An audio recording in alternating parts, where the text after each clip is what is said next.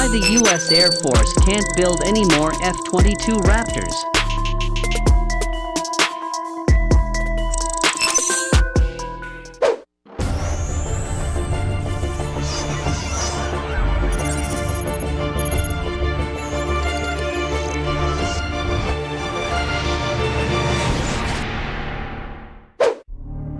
While the F-22 Raptor seems headed for at least a partial retirement, a few years ago many were calling for this stealth fighter to go back into product.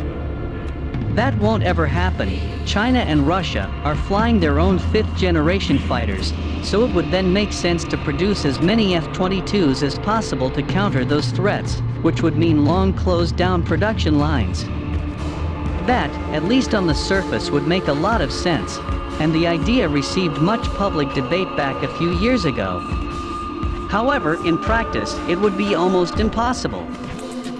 The F-22 is expensive, with $74 billion invested in the fighter during its lifetime. The United States stopped making them in 2011 because of the belief that a fighter-interceptor for dogfighting was not necessary during the War on Terror. But operations in Afghanistan and Iraq are mainly over except for dealing with elements of ISIS, and that's more of a job for special operations forces.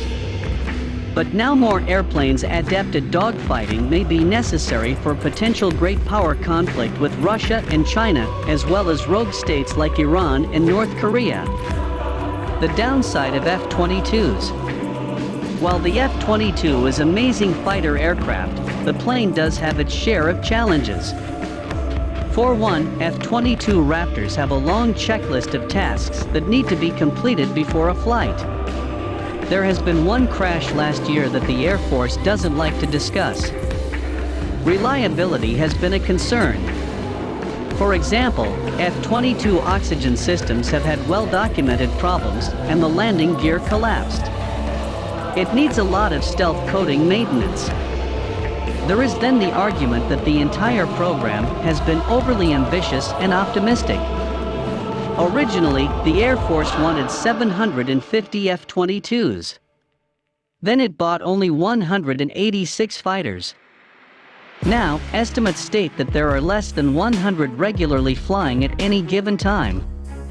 While the stealth fighter has surely had its issues to contend with, advocates for the jet surely have a lot of data to support their case.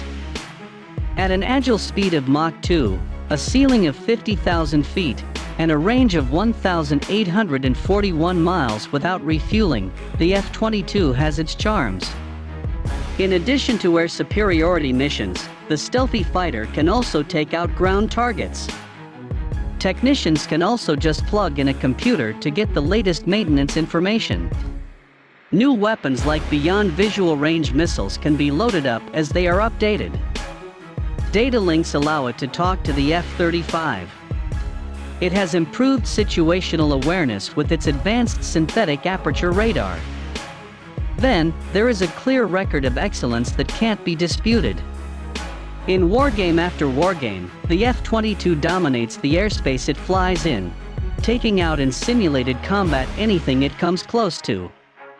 It even flew under an Iranian fighter jet completely undetected. Building more F-22s may be difficult unless Congress throws more money at the program, that much is quite clear. In 2017, the Air Force did a study investigating how to get more F-22s and what the hurdles were. The most glaring factor was high cost. Starting production without a dedicated manufacturing line was going to cost $50 billion to build 194 more at a cost of over $200 million for each new airplane. $10 billion alone was required to start up the production line. Production might be impossible, even with billions invested.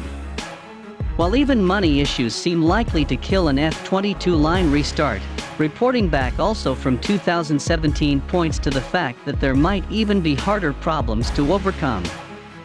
For many reasons you can see above, I don't see the Air Force starting up production of the Raptor. It's just too expensive and impractical. And don't forget the Air Force's yearning for a sixth-generation fighter that will need time and resources as well. So, the F-22 will likely be limited to the number of airplanes that currently exist.